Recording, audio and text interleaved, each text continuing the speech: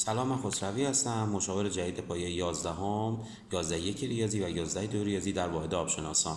خیلی از بچه‌ها از من سوال میپرسن که چرا باید ثبت ساعت مطالعه انجام بدیم، چه کمکی به ما میکنه. من 5 مورد از مهمترین مواردی که کاربرد براشون داره و بهشون کمک میکنه رو اینجا بهشون میگم. ان که در ویدیوهای بعدی بتونیم مرورهای بهتری رو با دانش آموزا داشته باشیم.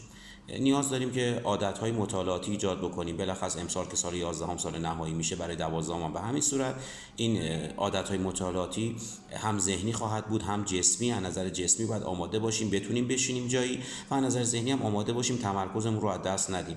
در مورد تمرکز گفتم، خود این ثبت ساعت مطالعاتی سبب میشه که بچه‌ها تمرکزهای بهتری داشته باشن. این نظم پذیری رو ایجاد میکنه براشون. از عوامل دیگه اینه که من وقتی دارم ساعت مطالعه‌مو بر اساس الگو انجام میدم، تعادل‌های درس خونیم رو هم رعایت میکنم. این از فراموشی جلوگیری میکنه و درسی نیست که زیادتر بخونم به واسطه فشار یا توجه مدرسه به اون و یا درسی باشه که کمتر مطالعه بکنم. در عمل میفهمم که با ثبت ساعت مطالعه چقدر دارم واقعا وقت میذارم برای درس خوندنم. این ثبت ساعت مطالعه به ما یه نمودارهایی رو میده. این نمودارها واقع بینانه اگر نوشته شده باشه، اغراق‌آمیز ثبت نشده باشه، به برنامه‌ریزی آیندهمون کمک میکنه و در پایان فعالیت غیر درسیمون رو هم متوجه میشم، میتونم مدیریت بکنم.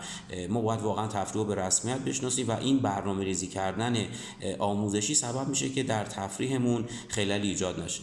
تا ویدیوهای آینده شما رو به خدای بزرگ میسپارم. مراقب خودتون باشید.